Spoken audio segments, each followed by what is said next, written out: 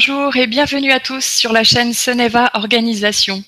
Aujourd'hui, nous accueillons Stéphane Alix qui est en direct avec nous depuis la France et qui est en train de terminer son prochain livre. Bonjour Stéphane. Bonjour. Merci beaucoup d'avoir accepté mon invitation. C'est vraiment un très grand plaisir de vous recevoir aujourd'hui en direct. Alors pour les personnes qui souhaiteraient connaître mieux Stéphane, vous êtes auteur, journaliste depuis plus de 30 ans. Vous avez une trentaine d'années. Voilà. Bon, c'est quand même une grande expérience. Vous avez écrit plusieurs livres dont La mort n'est pas une terre étrangère, publié chez Albin Michel, et Le Test, Le Test, oui. Voilà, qui est le dernier qui est sorti. Et puis, en octobre, vous avez également récemment fait un livre avec Christophe Fauré sur l'accompagnement des proches en fin de vie. Oui, qui sortira lui aussi, mais en octobre prochain, dans quelques semaines maintenant. D'accord. Alors Stéphane, nous allons aujourd'hui parler de votre parcours de reporter de guerre à la quête spirituelle. Votre parcours est vraiment poignant et atypique. Et en lisant vos livres et en prenant connaissance de tout votre travail, puisque vous êtes également le fondateur de l'INRES, l'Institut pour la recherche des expériences extraordinaires. Vous êtes également le concepteur et présentateur de la série documentaire qui a été diffusée sur M6, Enquête extraordinaire. Et oui. Vous êtes également rédacteur en chef et fondateur du magazine L'Inexploré.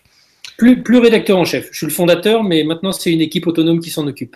D'accord, la famille grandit. Voilà. Donc, en prenant conscience de votre parcours, moi, ce qui m'a frappé, c'est vraiment le fil conducteur de votre rapport avec la mort.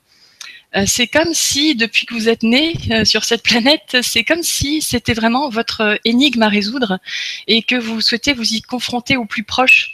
Et je me suis même dit, mais quelle chance qu'ils soient encore en vie, parce que vous souhaitez tellement la connaître et la comprendre que je me dis que si vous êtes encore en vie aujourd'hui, c'est parce que vous avez des messages à transmettre. Peut-être, mais effectivement, pendant pas mal d'années, ça a été assez compliqué à vivre ça, et notamment pendant l'adolescence, parce que j'ai eu la chance de naître dans une famille qui a toléré un parcours un peu atypique. Donc mes parents, à moi et mes frères, ont plus fait confiance dans nos intuitions et nos ressentis plutôt que dans un moule bien prédéfini. Ça a ses avantages, ça a l'inconvénient aussi que quand on est livré à soi-même, faut assumer cette liberté. Et par rapport à la mort, moi, c'est vrai que c'est une fascination que j'ai depuis tout le temps.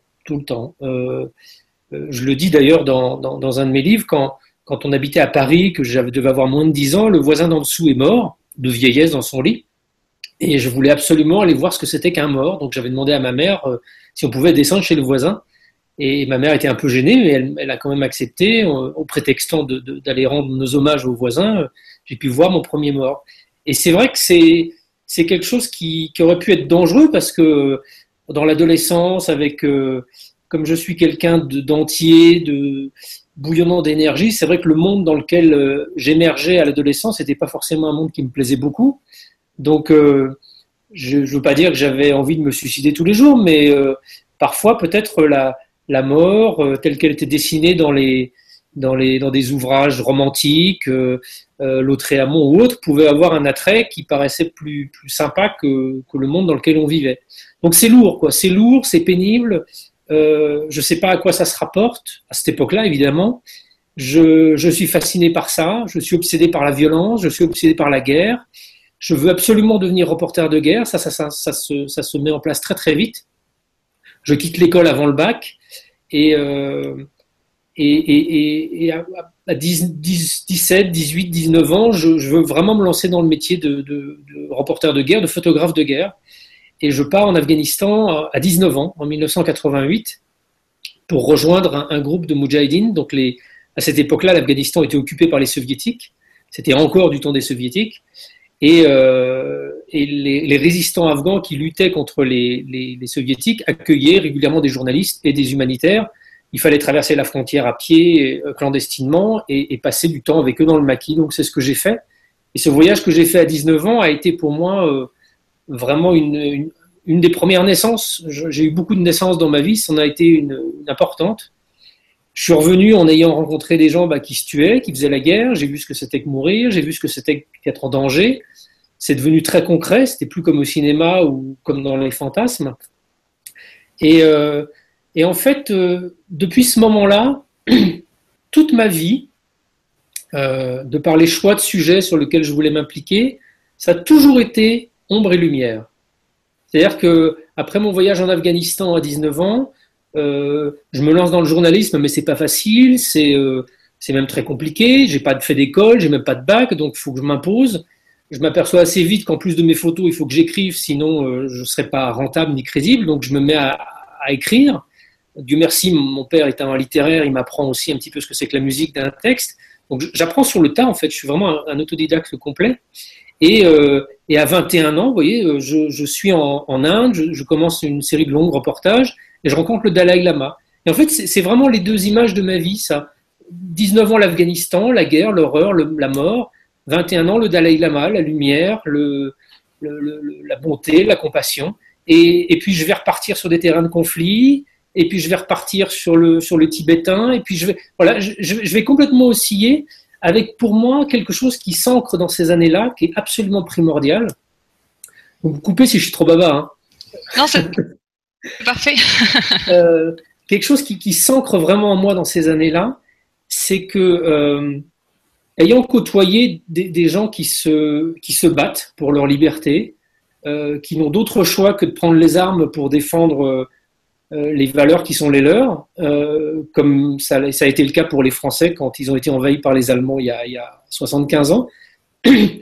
Je suis intéressé, j'ai une espèce d'aspiration spirituelle en moi, mais il faut qu'elle puisse s'inscrire dans la réalité de ce monde. C'est-à-dire que dans ces années-là, au début de ma vingtaine, je vois des gens qui suivent des parcours spirituels, certains de mes amis, mais j'ai l'impression qu'ils partent se réfugier dans des petites bulles qui les coupent du monde. Ils partent dans un ashram en Inde, ils partent dans un tel groupe en France, etc., entre eux, entre soi. Et moi, je me dis, bon, ok, c'est peut-être très bien, mais quelle valeur ça a pour moi si je sais déjà quelle est la réalité du monde et je m'en cache. Et pour moi, cette nécessité d'inscrire mon parcours d'être humain, de citoyen, mais aussi mon parcours spirituel dans cette réalité globale qui me montre qu'il y a à la fois des Dalai Lama sur Terre, mais qu'il y a aussi à la fois des nazis, ça devient absolument primordial. Et en fait, toute ma vie, ça va être ça, depuis presque 30 ans maintenant, à essayer de chercher ce qui se cache derrière les apparences, ce qui se cache derrière les images. Donc pendant une première quinzaine d'années, je travaille sur des sujets assez sensibles, assez chauds, le trafic de drogue, le terrorisme, les questions géopolitiques en Asie centrale. Je vais beaucoup en Asie centrale, ex-soviétique, en Afghanistan. Je travaille sur des conflits. Et puis voilà, le gros de mon premier bouquin est consacré au trafic d'héroïne. Donc des sujets sur lesquels je suis vraiment obligé d'aller faire de l'enquête derrière.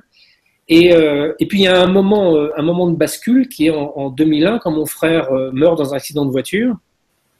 Et là, ça va marquer le changement et ma réorientation vers une autre forme de frontière, en fait, qui est la frontière des frontières de la conscience. Qu'est-ce qui se passe après la mort? Qu'est-ce qui peuple ce monde potentiellement invisible qu'il y a autour de nous? Voilà. Et depuis 15 ans, maintenant, je suis à fond là-dedans et je commence à avoir quelques réponses sur le pourquoi de cette fascination de la mort. Et c'est d'ailleurs l'objet du livre que je suis en train de terminer en ce moment. Alors les réponses, nous allons consacrer quelques minutes à la fin de cette conférence. Je voudrais préciser quand même que pendant que vous étiez dans le maquis, vos parents vous croyaient en reportage photo au Pakistan quand même. Oui, c'était le temps béni où les téléphones portables n'existaient pas. Les téléphones satellites coûtaient une fortune, donc on n'en avait évidemment pas sur le terrain.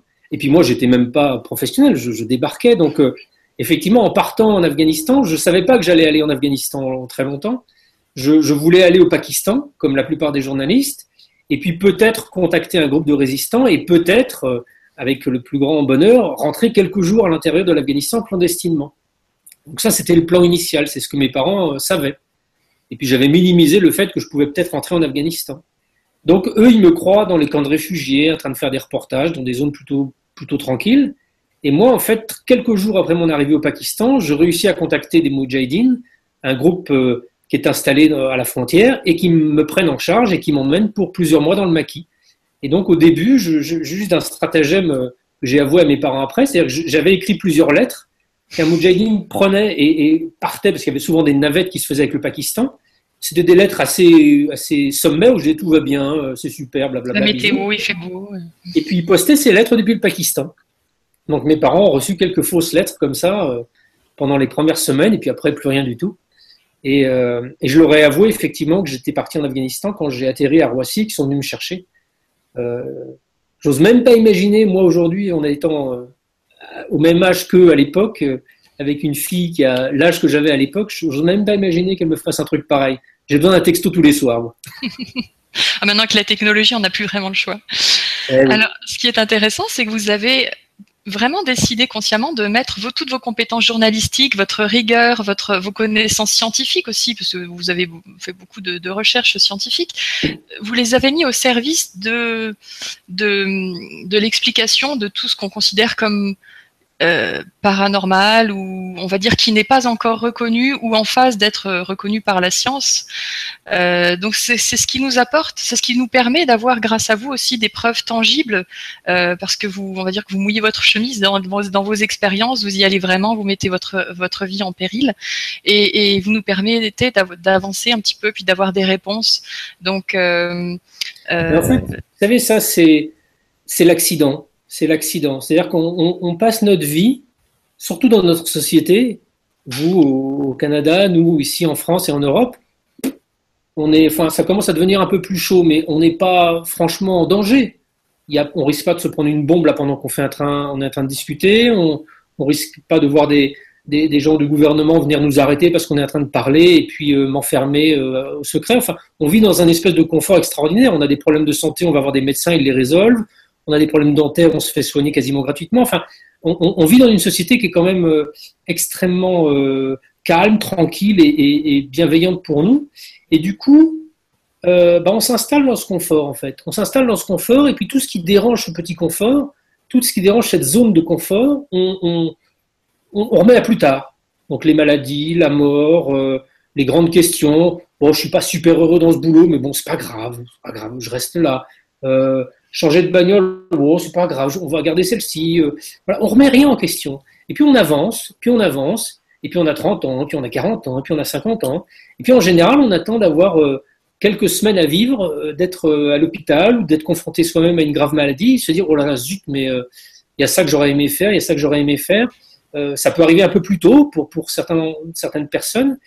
Et puis voilà, pour d'autres comme pour moi, il y a un accident brutal un jour. Et moi, l'accident brutal, c'est de devoir ramasser le corps de mon frère en Afghanistan et de le ramener à mes parents. J'ai 33 ans, lui vient d'en avoir 30. Voilà, faut que je téléphone à mes parents à l'aube pour leur dire que leur fils est mort. Et ça crée évidemment un cataclysme dans la famille. Et moi, au retour, j'étais déjà quelqu'un qui était plein de questionnements par rapport à la vie. Je me souviens d'avoir eu une prof quand j'étais encore à l'école vaguement sociable, une prof absolument extraordinaire avec qui j'avais des échanges qui m'ont fait grandir. Et j'avais un jour posé cette question à cette prof en la regardant dans les yeux en disant mais comment les gens font pour vivre dans cette espèce d'aveuglement permanent. Et cette prof m'avait dit mais peut-être Stéphane il se pose pas les mêmes questions que toi. Donc moi je suis quelqu'un qui n'est pas attendu non plus la mort de mon frère à 33 ans pour commencer à me poser des questions. Et jusqu'à présent ces questions étaient intellectuelle, c'était une sorte d'exercice mental que de les explorer. Elle pouvait être un peu en stand-by. Et la mort de mon frère, tout d'un coup, fait rejaillir ces questions et impose que je trouve une réponse tout de suite. Parce que ça va vite, la vie. Ça va très très vite. Donc si je ne m'en occupe pas maintenant, quand est-ce que je vais m'en occuper ? Et puis il y a ce drame, il y a ce questionnement. Où est-ce qu'il est, mon frère ? On déconnait à la maison à l'aube en partant de Kaboul. Et puis tout d'un coup, quelques heures plus tard, je ramène son corps sans vie dans la maison, et puis voilà, l'existence d'une famille entière vient d'être bouleversée, comme ça, en un claquement de doigts. Donc c'est vraiment cet impératif absolu d'essayer de trouver des réponses qui me poussent à commencer cette enquête, qui n'aurait pas été bien loin si tout ça n'était que, en fait, de la spiritualité. J'entends spiritualité, l'espèce de rapport personnel qu'on peut avoir chacun avec la transcendance, qui est une affaire de foi, qui est une affaire d'engagement personnel. Moi, je me dis, ok, la spiritualité, je vais laisser ça de côté. La philosophie, c'est du jus de cerveau. Est-ce que, rationnellement, je peux savoir où est mon frère, si la conscience s'arrête après la mort, etc., etc., etc.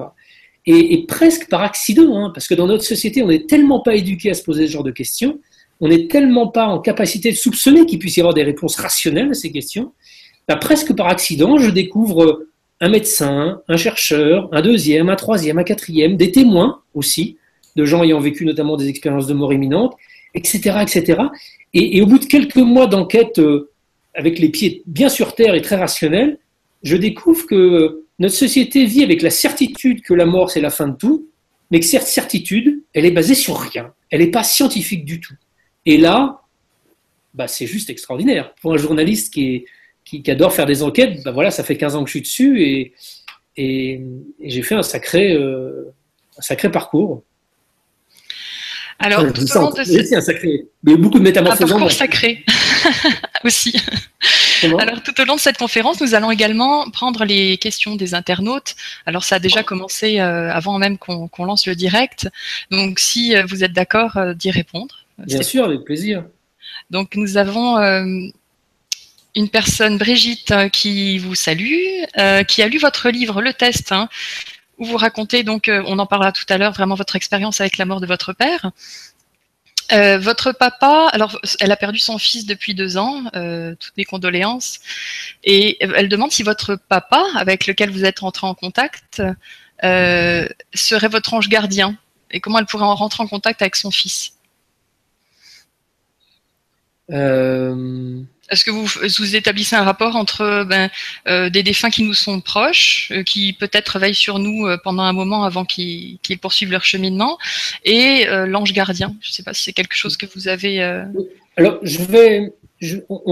comme on est entre nous, je vais vous parler vraiment de très librement, mais je veux juste faire un petit préalable. Je suis quelqu'un de rationnel. Je suis journaliste, je sais faire que ça, faire une enquête, poser des questions, vérifier des choses encore et encore et encore. Donc aujourd'hui, si je suis devant vous avec ce livre, Le Test, et puis avec ce que j'ai pu faire avant, mais surtout ce livre, Le Test, je suis arrivé à l'endroit où je suis aujourd'hui par un cheminement très rationnel. Donc quand je dis et quand j'assume le fait de pouvoir dire que la vie se poursuit après la mort, c'est pas une élucubration, c'est pas une idée un peu farfelue de Stéphane Alix tout seul perdu dans son coin, c'est vraiment une synthèse rationnelle d'années et d'années d'enquête et d'un test qui est le test que je détaille dans le bouquin. Donc ça m'a bouleversé. Ça m'a bouleversé d'arriver à un moment où je n'étais plus capable de remettre en doute ce qui se passait. De plus me dire oui mais ça pourrait être ci, oui mais ça pourrait être la télépathie, ça pourrait être telle chose qui expliquerait ça. Donc je suis arrivé à cette conclusion qui pour moi a été un vrai moment de bouleversement dans ma vie personnelle et pour mes proches, de découvrir que la vie se poursuivait après la mort. Sous quelle forme, comment, alors là on entre dans un autre cheminement. Mais en même temps que j'ai découvert cette conclusion très rationnelle, j'ai aussi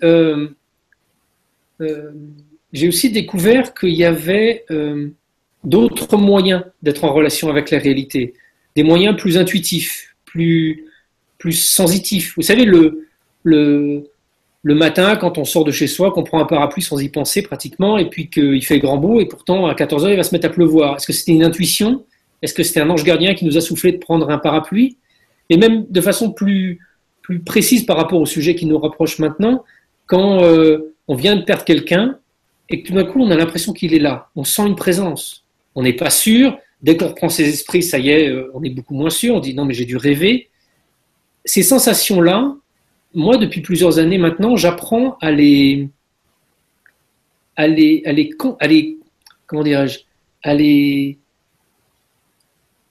analyser, mais sans les analyser mentalement, c'est-à-dire à opérer un discernement dessus.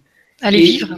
Je me rendre compte qu'effectivement, une relation se maintient avec mon père. Voilà, excusez-moi, je fais des alambiqués, pas possible, mais voilà, une relation est maintenue avec mon père, une relation est maintenue avec mon frère, je sens aussi une relation, c'est d'ailleurs l'objet, vous le verrez dans mon prochain bouquin, avec plein d'autres énergies, entités ou je ne sais quoi du monde invisible qu'on ne connaît pas. Je sens que nos mondes s'interpénètrent. Et je pense que les morts, et ceux qui nous sont proches, le fils de Brigitte, mon père, mon frère, d'autres personnes, sont très proches de nous, très proches. Ils le sont par le cœur, par les sentiments qui nous lient avec eux. C'est pas des entités qui appartiennent à des mondes extrêmement éloignés, c'est des gens qui sont là. Ils sont entre nous, ils sont même beaucoup plus proches que nous ne le sommes en ce moment, Estelle et moi, parce qu'il y a cette proximité du cœur qui est là. Et alors, est-ce que c'est un ange gardien ?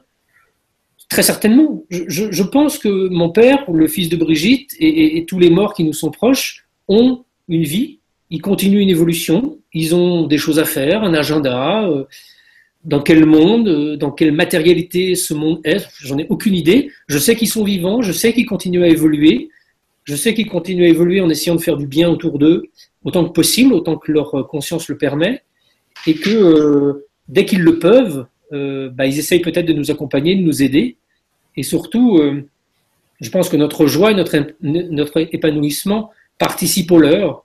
Alors je sais que c'est dur de parler de joie quand on a perdu un fils. Malgré tout, je pense que ce fils, il a envie de voir sa maman comment. Il préfère la voir vivre dans cette douleur entretenue et perpétuelle ou de la voir s'épanouir et avoir conscience peut-être de la richesse de ce lien et de ce qu'on peut faire avec ce lien. C'est toute une question de deuil que d'ailleurs mon comparse Christophe Fauré détaille et explique très bien dans ses ouvrages. Le deuil, c'est pas non plus un coup de baguette magique et puis d'un coup tout va bien. Je suis pas en train de dire ça. Et c'est pas parce qu'on a une conscience que nos morts nous survivent autour de nous que tout d'un coup ça devrait aller mieux et que ça devrait plus provoquer de souffrance. On continue à souffrir. Moi, depuis la mort de mon père, j'ai déménagé. Il m'arrive souvent de me dire j'aurais bien aimé qu'il vienne là où j'ai déménagé aujourd'hui. Et puis, alors il y a une partie de moi qui me dit mais idiot, il est en train de te voir, il voit très bien où tu es, il est dans cette maison en même temps que toi. Et puis une autre partie de moi qui me dit oui mais quand même, j'aurais aimé qu'il vienne boire un coup de rouge ici. Enfin voilà. Donc on est ces êtres humains, on est ces ambivalences-là. Et faut pas se culpabiliser de se sentir coupable, faut pas non plus s'imaginer que le lien est définitivement rompu, qu'il n'y a plus aucune connexion. Je ne sais pas si c'est très clair ce que je dis en fait. Oui, tout à fait. Pour moi, oui, en tout cas. Bon. Christophe, donc vous félicite pour votre travail, même s'il n'est pas toujours d'accord. Je pense que c'est important de ne pas être toujours d'accord aussi. Il vous dit bonsoir. Après toutes vos investigations, pouvez-vous donner un ou plusieurs éléments qui vous ont convaincu de l'existence d'un au-delà ? Est-ce que vous avez un souvenir de vos diverses expériences et enquêtes, un ou deux souvenirs qui sont concrets et qu'on pourrait partager avec les internautes ? Oui, c'est pas un moment tout d'un coup, badaboum, il y a une espèce de lumière divine qui apparaît et hop, ça y est, je crois. C'est vraiment un très long processus. Vous voyez, la première fois que j'ai rencontré un médium, en l'occurrence c'était une médium, c'est Florence Hubert, c'était en 2006, il y a 10 ans de ça, vous voyez. Donc j'ai fait le test il y a 1 an et demi. Donc en l'espace, allez, mettons 8 ans, pendant 8 ans, j'ai travaillé sur ce sujet-là, rencontré des médiums, rencontré des médecins, rencontré des expérienceurs de mort imminente, etc. Des gens qui m'ont raconté des histoires à n'en plus finir. Et il n'y a pas un moment qui a été vraiment un coup de tonnerre. J'ai eu des moments très impressionnants, mais ça a été plus une sorte d'accumulation. Vous savez, comme quand on est dans un tribunal, on n'a pas l'arme du crime et le coupable n'a pas avoué, mais il va quand même être condamné parce qu'on va réussir à accumuler contre lui un faisceau d'éléments qui convergent vers sa culpabilité. Moi, c'est pareil. C'est-à-dire que mon travail d'enquête, mon travail journalistique a consisté à accumuler un faisceau d'éléments pour aller vers l'hypothèse et vérifier cette hypothèse qu'il y a une vie après la mort. Donc, dans l'intimité du récit d'une expérience de mort imminente, quand vous êtes face à un homme ou une femme qui vous regarde dans les yeux et vous sentez, quand elle vous raconte son expérience, ce qu'elle a vu de l'autre côté, vous sentez qu'il y a une authenticité forte. Il y a quelque chose qui est juste pas son imaginaire, qui est juste pas un rêve. C'est quelque chose qui l'a impacté tellement fortement que ça interroge. Mais on peut quand même toujours garder face à un témoin plein de questions scientifiques en disant oui, mais elle a peut-être quand même halluciné, c'est peut-être juste un problème d'oxygénation du cerveau, etc., etc. Donc après, je me souviens d'une interview avec Pim van Lommel, qui est ce cardiologue hollandais qui a publié la la plus grande étude scientifique sur les expériences de mort imminente dans une revue médicale qui s'appelle The Lancet. On était à l'interview Pim chez lui en Hollande il y a quelques années pour Enquête extraordinaire. Et d'entendre cet homme, cardiologue, m'expliquer scientifiquement pourquoi les expériences de mort imminente ne sont pas réductibles à un problème d'activité cérébrale, a été pour moi waouh, bluffant, parce que cet homme-là répondait avec les mots de la science, les mots de la médecine, à toutes ces questions. Est-ce que ça peut être un problème d'oxygénation du cerveau? Est-ce que ça peut être une hallucination? Est-ce que ça peut être ci? Est-ce que ça peut être ça? Et à la fin de cette discussion, mais qui rejoignait aussi d'autres livres que j'avais lus, d'autres interviews que j'avais faites, j'arrivais à la conclusion qu'effectivement, ces expériences-là n'étaient pas réductibles à une activité cérébrale. Donc ça veut dire qu'il y a quelque chose qui nous compose, qui regarde, qui se souvient, qui voit, qui perçoit l'environnement, qui vit, qui n'est pas fabriqué par le cerveau. Waouh! Alors est-ce que ça veut dire que quand le cerveau ne marche plus, ce truc qui continue à percevoir existe encore? C'est ce que semblent dire les gens qui ont vécu des expériences de mort imminente. Donc voilà, expérienceurs, rencontres avec des scientifiques, ça a été des moments marquants. Après, des histoires de médiums, je me souviens une fois, c'était il y a au moins 10 ans maintenant, dans les premiers tests que je faisais pour le livre La mort n'est pas une terre étrangère. D'ailleurs, je raconte l'épisode dans La mort n'est pas une terre étrangère. Je testais déjà différents médiums à qui je faisais rencontrer des gens qui avaient perdu des proches, mais ils ne les rencontraient même pas. C'est-à-dire que le médium était dans une pièce et la personne était dans une autre pièce.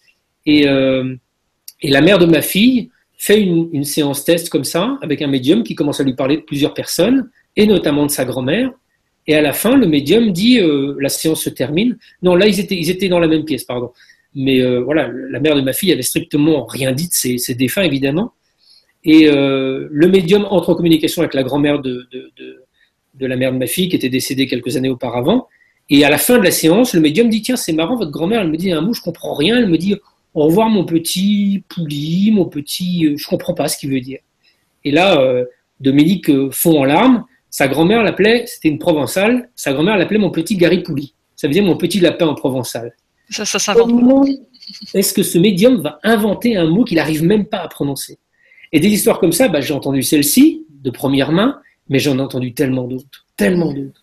Au bout d'un moment, c'est envahissant, vous pouvez plus vous dire, vous pouvez dire, là, dans tel cas, peut-être la personne s'est trompée, peut-être, mais au bout d'un moment, ça s'accumule tellement.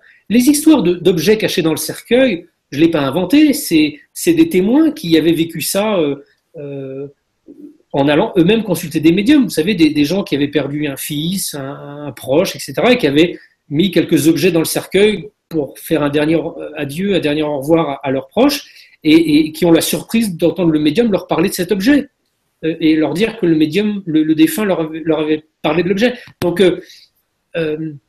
voilà, c'est plutôt qu'un moment décisif, c'est vraiment une accumulation lente sur pas mal d'années d'un certain nombre de choses.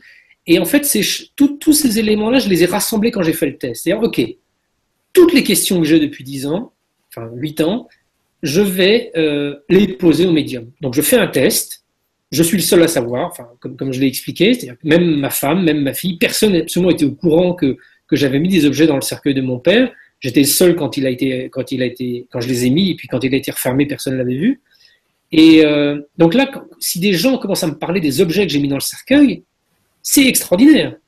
Il peut y avoir différentes hypothèses, on parle de télépathie, il y a pas mal d'hypothèses extraordinaires. L'hypothèse de la survie de la vie de mon père est une des hypothèses. On va vérifier ça. Et je passe, vous voyez, plusieurs centaines de pages de mon bouquin à questionner les médiums et à mettre en fait toutes les questions idiotes que je me pose depuis 10 ans là-dessus. Et c'est vraiment en faisant ce travail de synthèse, en discutant avec les médiums, que là, il y a vraiment quelque chose qui s'est relâché en moi. Non pas que j'ai abandonné mon discernement ou mon sérieux, mais tout d'un coup, je me dis, OK, là, c'est bon. Je sais que mon père est encore vivant. C'est-à-dire que lorsque vous avez des réponses, il faut aussi savoir les reconnaître, même si elles évoquent encore d'autres questions, c'est ça? Pour un journaliste, avoir des réponses impose de se poser la question de savoir est-ce que c'est une réponse juste personnelle qui me fait du bien, ou est-ce que c'est une réponse objectivable que je peux partager. Et pour moi, c'est vraiment primordial, parce que cette posture de journaliste, c'est le seul métier que je sache faire. Hein. Je ne sais pas faire de cuisine, je ne sais pas faire autre chose. Donc, la seule chose que je sais faire, c'est poser des questions et tenir cette espèce de rigueur jusqu'au bout. Et le test m'a permis de faire rencontrer en fait la personne intuitive personnelle qui, elle, avait déjà à peu près la sensation que mon père était quand même vivant, et le journaliste objectif qui a besoin de pouvoir être vraiment dans la confiance absolue des éléments qu'il a collectés pour pouvoir le livrer au public, ce que j'ai fait dans le test. Alors, nous avons Philippe qui vous demande: bonjour Monsieur Alix, venant de perdre mon jeune frère de 29 ans il y a un mois environ, je voulais vous demander combien de temps faut-il attendre environ avant d'essayer de rentrer en contact avec lui par l'intermédiaire d'un médium? Voilà, je répéterai juste ce que disent les médiums. Ils ne sont pas tous d'accord sur le délai qu'il faut entre le moment d'un départ et le moment de la première consultation. Juste par prudence, attendez peut-être 3 mois, c'est un peu la base minimum que disent certains médiums. Vous voyez, moi, ce qui est curieux, c'est que quand j'ai fait le test, j'ai placé donc les objets dans le cercueil, mais j'ai surtout demandé à mon père de lui-même aller contacter des médiums. Et au bout d'un an, aucun médium m'avait contacté, et visiblement, mon père n'était pas parvenu à délivrer un message à un médium de façon suffisamment insistante pour que ce médium réussisse à trouver mon téléphone ou mon mail et m'écrive et m'envoie un message. Donc, est-ce que c'est parce que mon père attendait? Est-ce que c'est parce qu'il ne pouvait pas? Ça, je ne sais pas. Mais évidemment, il y a peut-être, et on le voit même dans le livre des morts tibétains, dont je parle pas mal d'ailleurs dans La mort n'est pas une terre étrangère, les Tibétains évoquent ce temps intermédiaire où la personne défunte, ça peut aussi en plus dépendre des circonstances du décès de la personne défunte a besoin d'un peu de temps pour réaliser où elle est. Si c'est une longue maladie, cette personne, dans sa fin de vie, a eu le temps de se préparer et de savoir qu'elle allait mourir. Mais si c'est un accident assez brutal et inattendu, comme l'accident de voiture qu'a subi mon frère, il peut y avoir un vrai moment de stupeur qui peut durer quelques jours, quelques semaines, où les gens ne sont pas en enfer ou je ne sais quoi, ils sont juste perdus, comme nous on peut l'être dans un rêve un peu bizarre, où tout d'un coup on se réveille, on assiste à des choses curieuses, on est en train de rêver, mais on ne sait pas qu'on rêve. Il peut se passer un certain temps avant de s'apercevoir que finalement on était en train de rêver. J'ai l'impression que la mort c'est un peu pareil. Si on s'y attend pas et que c'est subi, on peut se trouver un peu dans une situation un peu comme ce film de Night Shyamalan, Sixième Sens, avec Bruce Willis. Désolé pour ceux qui l'ont pas vu, je spoil les tout là. Mais ou Les Autres avec Nicole Kidman, ce qui est un film extraordinaire. C'est pas parce qu'on est mort que tout d'un coup on comprend qu'on est mort. Donc, une des bonnes choses à faire, peut-être, c'est à Philippe de parler à son frère, de lui expliquer, peut-être dans des moments d'un peu d'intimité, quand vous êtes seul, dans votre chambre ou chez vous, dans un moment de prière, pensez à votre frère et puis parlez-lui à haute voix, si ça vous est possible. Sinon, dans votre tête, c'est pas grave, mais expliquez-lui. Tu sais, peut-être tu t'en es pas rendu compte, mais t'es mort. Voilà, il y a peut-être une lumière pas loin, il y a peut-être des gens pas loin qui sont là pour t'aider. Si tu es un peu perdu, regarde autour de toi. Une des autres conséquences de ce parcours qui est le mien, c'est qu'aujourd'hui, j'ai vraiment la sensation que les morts ne sont pas vraiment très différents, dans un état très différent de ce qu'ils ont été de leur vivant. Donc si on a été un crétin de notre vivant, il y a de fortes chances qu'on soit un mort crétin. Mais si on est quelqu'un de bien, si on est quelqu'un de plus ou moins normal, gentil, on va continuer à être comme ça, normal, gentil, de l'autre côté. Il n'y a pas une espèce de grande révélation lumineuse, il n'y a pas tout d'un coup Dieu qui apparaît, qui dit, voilà, toi t'as fait ci, toi t'as fait ça. Non, c'est une espèce de continuité, dans une autre forme de vie, mais une continuité.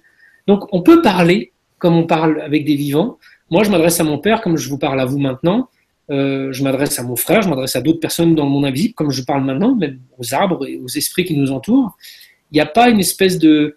Il y a du respect, de l'amour à avoir, mais il n'y a pas une espèce de vénération. Et c'est pas non plus... Parce que c'est peut-être une question, je ne sais pas si quelqu'un nous posera cette question, mais souvent les médiums se plaignent que leurs clients viennent les voir, non pas pour communiquer avec les défunts, mais pour obtenir des défunts des réponses à toutes les questions qui se posent, et parfois même de demander les numéros du loto. Ça les fait vraiment rire parce que quand on est mort, on n'a pas accès à ces réponses. On a peut-être accès à une autre dimension, à d'autres éléments, à d'autres paramètres, mais on n'a pas les numéros du loto et on ne sait pas quel métier la personne qui reste sur Terre doit faire, qu'est-ce qui va être mieux dans sa vie, etc. On ne le sait pas plus. Donc, pourquoi aller demander des questions à des gens sous prétexte qu'ils sont morts qu'on ne leur aurait même pas posé de leur vivant? Merci Stéphane. Nous avons Chiel. Pardon? Comment? Allez-y. Non, je disais juste, Philippe, voilà, attendez peut-être un mois ou deux, mais éventuellement, enfin peut-être vous le faites déjà, si vous écoutez aujourd'hui cette conférence d'un type un peu bizarre de France, c'est que déjà vous êtes ouvert à ces sujets, donc peut-être que vous lui parlez déjà à votre frère. Euh, vous avez un nouvel allié de l'autre côté. Voilà. C'est beaucoup de souffrance, beaucoup de douleur, beaucoup de manque. Là, moi, mon frère est mort il y a 15 ans, et c'est vrai qu'il me manque parfois, et je pleure de temps en temps, ça m'arrive. Mais je lui parle aussi et je sais que c'est un allié. Voilà. C'est un allié et que notre vie de famille continue dans deux mondes différents. Mais interpénétrés, Ouais, vraiment. interreliés. Alors, ça fait la transition avec notre prochaine question de Chieb. Bonjour, vous nous parlez de bouleversement, mais qu'est-ce que cette expérience est venue changer dans votre vie? Alors, je précise pour les personnes qui nous écoutent que dans votre livre La mort n'est pas une terre étrangère, vous racontez vraiment en détail le moment où la vie a été ôtée à votre frère et comment finalement vous êtes devenu l'homme de la situation pour toutes les démarches pratiques, que ce soit pour le rapatriement du corps, que ce soit pour le lavement du corps, la sécurité du corps et puis du corps de Vadim qui était avec lui également, le fait de l'annoncer aux familles et puis finalement ça vous a un peu coupé d'intégrer, de digérer cette expérience émotionnellement. Donc ça aussi, ça a été quelque chose que vous avez guéri au fil des années. Peut-être que ça pourra aider des personnes dans le même cas. C'est vrai que pour répondre à cette question, je vais y répondre, mais c'est vrai qu'à la fois dans La mort n'est pas une terre étrangère, comme vous l'avez dit, et puis dans le test, je me livre aussi beaucoup. Et, je raconte justement le cheminement qui est le mien, le parcours, l'évolution de mes pensées. Mais pour répondre peut-être de façon concise à cette question, je pense que c'est ça. Je pense que euh, j'ai trouvé de façon rationnelle et d'une façon qui soit possible pour moi de partager avec des lecteurs ou les gens qui s'intéressent à mon travail la réalité d'une vie après la mort. Pour moi, c'est un phénomène réel, ça existe. Mais tout ça n'est que le début.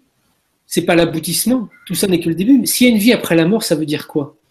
Ça veut dire que peut-être cette vie après la mort, elle va être différente en fonction de la vie que j'ai maintenant.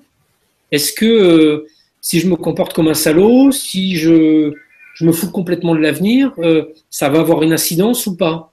Est-ce que je peux améliorer peut-être ma mort et ma vie après la mort en faisant des choses maintenant? Voilà, toutes ces questions viennent et ces questions rejoignent d'ailleurs des enseignements spirituels qu'on peut trouver à droite à gauche. Je fais une distinction pour moi très importante entre spirituel et religion. Pour moi, religion, c'est un système social et culturel qui a organisé une parole spirituelle dans des contextes historiques particuliers. Il n'y a pas une religion qui est mieux qu'une autre. Enfin, il y en a certains qui le croient, mais bon, on voit ce que ça donne. Mais voilà, toutes sont des voies d'organisation d'une parole spirituelle qui donne à chacune, pour les pratiquants qui s'engagent dans l'islam, dans le judaïsme, dans le bouddhisme ou autre, qui donnent des moyens d'épanouissement et de découverte et de confrontation à quelque chose de transcendant. La spiritualité, pour moi, c'est la relation intime qu'on a avec cette transcendance. Au-delà du contexte culturel religieux dans lequel on applique ça. La spiritualité, elle est identique pour chaque croyant sur notre planète. C'est vraiment cette relation qu'on a personnelle. Donc, moi, cette découverte de la vie après la mort a mis la spiritualité au cœur de ma vie. Parce que ce monde de la mort, de l'après-mort, existe maintenant autour de moi. Mon père est là, mon frère est là, il y a plein d'autres mondes, d'autres types d'esprits. Donc, ma relation aux autres, ma relation à moi-même, tout a changé. Tout a changé parce que tout d'un coup, mes activités, ma vie n'est pas juste cantonnée là, dans ce corps qui est né il y a 48 ans et qui mourra dans un certain temps. Elle dépasse ça. Donc, je suis attentif à tous ces éléments-là, à mon comportement, à mes mots, à mon activité. Et j'en parle plus dans le prochain bouquin. Merci Stéphane. Nous avons également un autre Philippe, qui vous demande: pourriez-vous nous raconter votre expérience avec l'ayahuasca lorsque votre frère est apparu à la fois à vous et à votre femme? Oui, alors ça, c'est une expérience que je raconte dans La mort n'est pas une terre étrangère. C'est vrai que j'ai pas abordé ça, mais pour moi, le chamanisme a eu une importance cruciale dans mon parcours. Et notamment le chamanisme amazonien à base de plantes maîtresses et de plantes psychoactives comme l'ayahuasca. C'est pas du tout une expérience que je recommande parce qu'elle est extrêmement violente. Et puis elle est interdite en Europe. Je ne sais pas ce qu'il en est sur la législation au Canada, mais en France, aux États-Unis, en tout cas, c'est interdit. C'est toléré, je crois, dans certains États américains comme une pratique religieuse. Mais enfin bon, peu importe. Voilà. Ces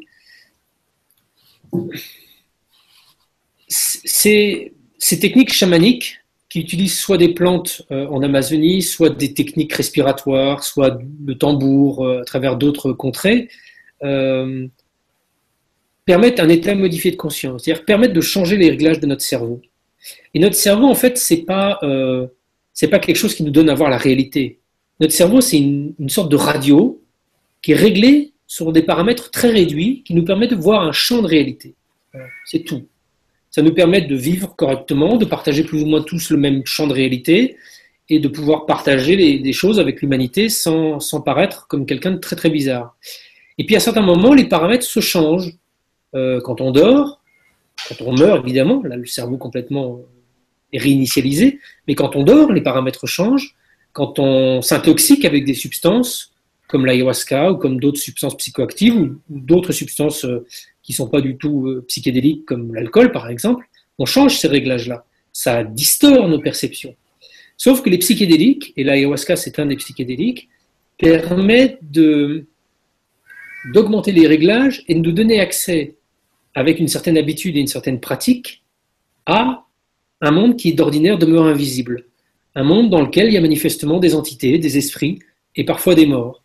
La première fois que j'ai pris de l'ayahuasca, c'est il y a une dizaine d'années.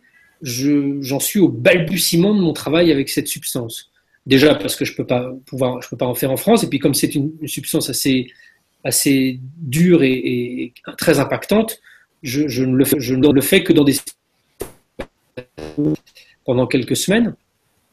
Et effectivement, comme je le raconte dans La mort n'est pas une terre étrangère, une nuit, pendant une cérémonie, à la fin de la cérémonie, alors qu'il s'était passé des milliers de choses, que mon esprit avait été envahi de milliers de visions, d'univers, de choses que je ne comprenais pas, à la fin, j'ai vu mon frère debout, accroupi à mes pieds.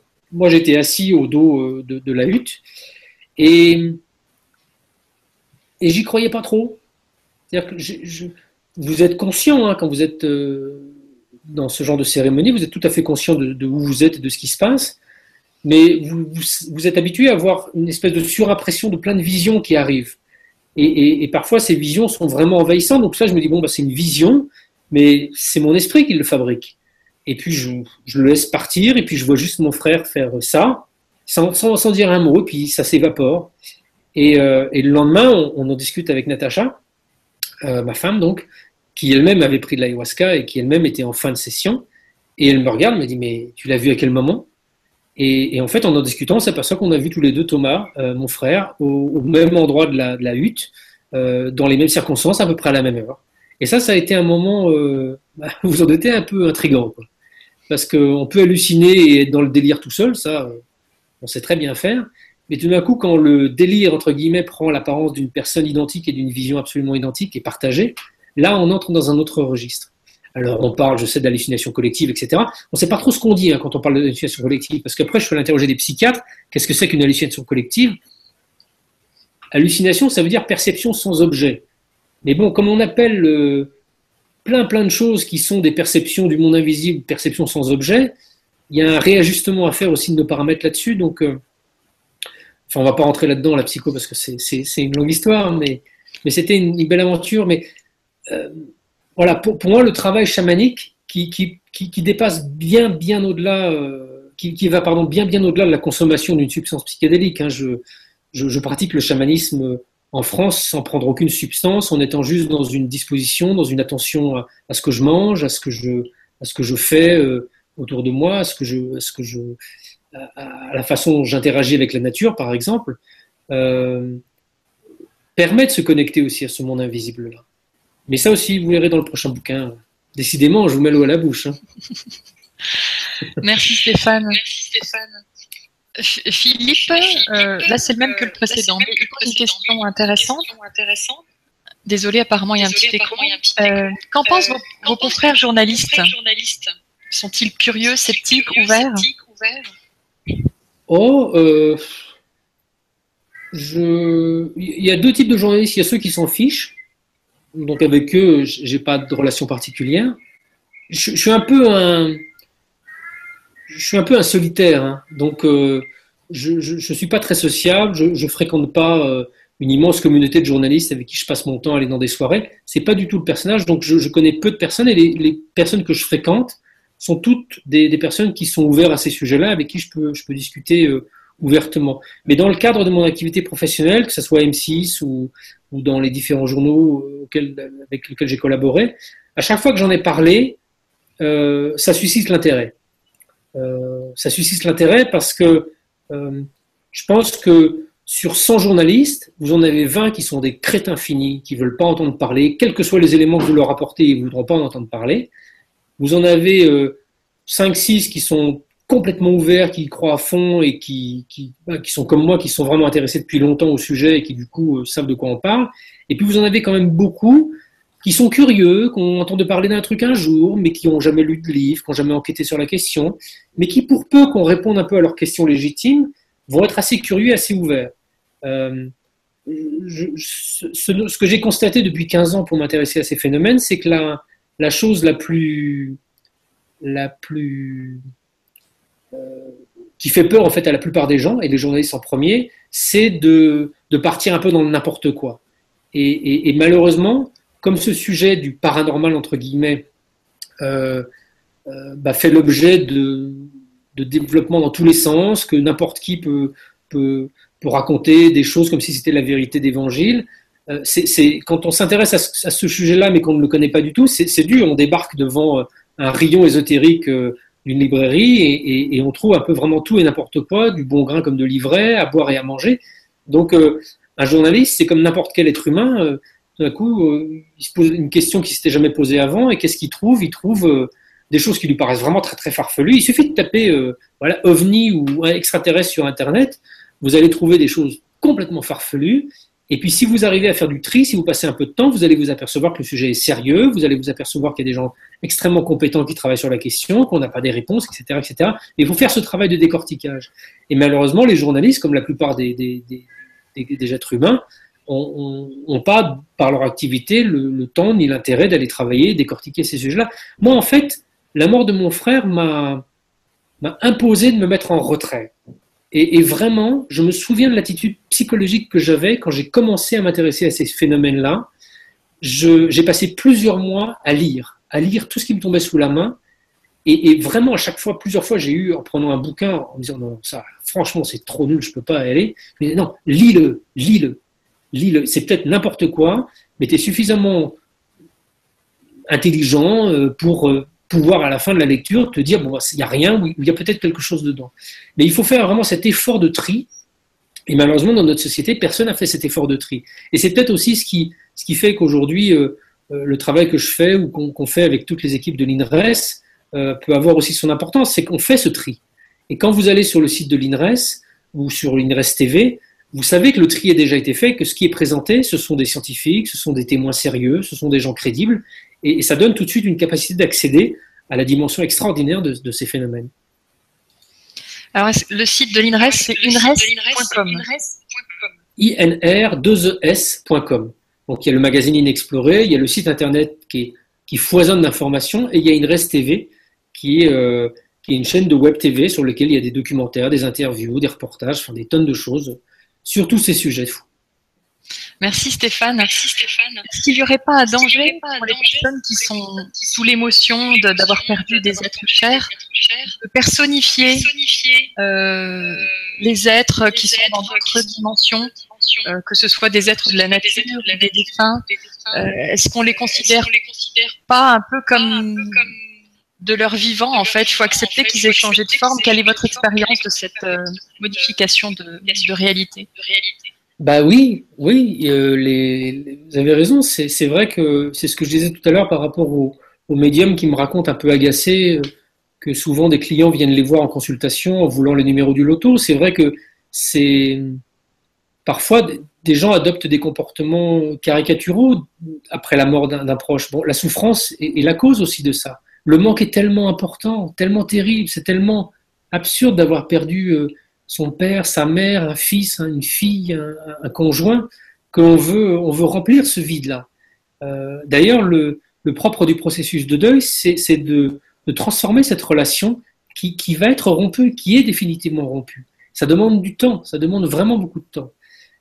Et pour ceux qui sont dans un deuil et qui nous écouteraient maintenant, qui vivent ça de façon un peu difficile et pour lesquels c'est douloureux, je leur recommande vraiment la lecture du livre de Christophe Fauré sur le deuil. C'est un psychiatre et il a une façon d'une bienveillance absolue pour parler des mécanismes qui sont à l'œuvre psychologiquement. Il n'y a pas à bien faire ou à mal faire. Il y a une souffrance qui est là, elle est légitime, on a le droit d'avoir mal, on a le droit de souffrir. Moi, je vous disais, voilà, mon père est mort en 2013, ça fait plus de 3 ans. J'ai encore eu il y a quelques jours en écrivant des larmes aux yeux parce que j'aurais aimé partager quelque chose avec lui. Donc cette douleur, il n'y a pas à culpabiliser de l'avoir. Maintenant, voilà, faut pas non plus idéaliser les morts. Comme je disais tout à l'heure, un vivant idiot est un mort idiot. C'est pas devenu Jésus, c'est pas devenu quelqu'un qui va avoir toutes les réponses aux secrets de l'univers. Il aura peut-être accès à d'autres choses. Il a peut-être le droit de nous en parler ou pas de nous en parler. Ça, les réalités du monde invisible m'échappent, mais il continue à être la même personne un peu différemment de ce qu'il était sur Terre. Donc ça ne devient pas un gourou, ça ne devient pas Dieu, ça ne devient pas la personne qui doit, par l'intermédiaire d'un médium, conduire votre vie, s'il ne le faisait pas de son vivant. Euh, et il faut être vigilant, il faut être vigilant. C'est vrai que, euh, encore une fois, on vit dans une société qui consomme. On consomme tout. On passe notre vie à consommer. On consomme des produits, on consomme des loisirs, on consomme de la lecture, on consomme tout. On consomme même de la spiritualité. Il faudrait que la spiritualité, ça soit facile, qu'on n'ait pas d'efforts à faire. On fait juste un petit week-end, on paye 200 $ ou 200 € et on fait ce stage et puis voilà, c'est génial. Non, il ne faut pas faire d'efforts, il ne faut pas remettre en question notre petite vie tranquille. Bah si, euh, la mort, ça nous fait sortir de notre zone de confort. La mort d'un proche, c'est pas facile. Mais est-ce que la vie c'est fait pour être facile et être juste sur un transat toute son existence avec un cocktail? Non, la vie, c'est les épreuves qui nous apprennent des choses. Alors c'est facile de dire ça, évidemment, mais quand on est confronté à quelque chose qui nous paraît insurmontable et qu'on arrive à le dépasser et qu'on arrive à se nourrir, à devenir une autre personne, grâce à ce drame qu'on a traversé, waouh, on a appris quelque chose de fort. Vous savez, justement, Christophe Fauré évoque quelque chose qui arrive de très nombreuses années après le départ d'un proche. Et il m'en avait parlé et j'avais été estomaqué parce que c'est ce que j'ai vécu moi-même après la mort de mon frère.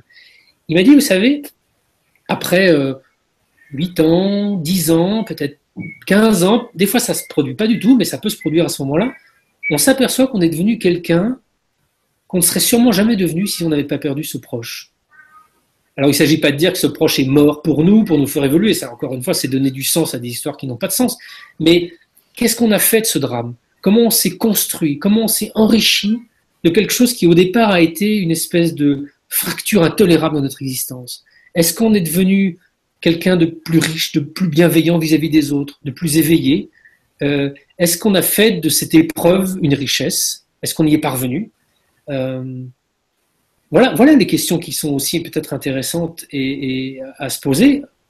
Encore une fois, je ne veux pas non plus culpabiliser ceux qui n'y arrivent pas parce qu'ils sont encore trop envahis de souffrance. Il n'y a pas un niveau, il n'y a pas un moment où on y arrive ou on n'y arrive pas. Là, je voulais dire un autre truc, c'est sorti de ma tête. Bon, ben, ça reviendra peut-être. Alors, je vous remercie beaucoup, Stéphane. Notre rencontre arrive à terme. Ah oui. En plus, il y a un écho qui s'est mis en place s'il ne veut pas partir. Donc, je pense qu'on va clôturer notre rencontre. Je vous remercie. Merci beaucoup. Et je voudrais rappeler également à toutes les personnes qui nous regardent que Stéphane sera pour la première fois à Montréal mercredi 28 septembre, où il donnera une conférence sur l'histoire justement de la mort de son père et l'enquête qu'il a menée autour de cet événement, qui fait l'objet de son livre Le Test, publié aux éditions Albin Michel. Alors je vous Ah oui, invite. Oui. non, je me réjouis de retrouver Montréal. Je suis venu juste 2 jours à Montréal pour interviewer un chercheur il y a quelques années pendant Enquête extraordinaire. Et c'était terrible de devoir en partir. Donc je suis absolument ravi de retrouver tous ceux qui vont bien venir à la conférence le 28 avec grand plaisir. Merci, c'est vraiment un plaisir de vous accueillir. Vous pouvez profiter d'un rabais sur notre site www.suneva.ca. Vous avez donc un billet au prix réduit si vous le prenez sur le site internet avant la conférence qui, je le rappelle, se tiendra le 28 septembre. Je vous souhaite une très bonne journée. Merci de nous avoir suivis et à bientôt. Au revoir. À très bientôt.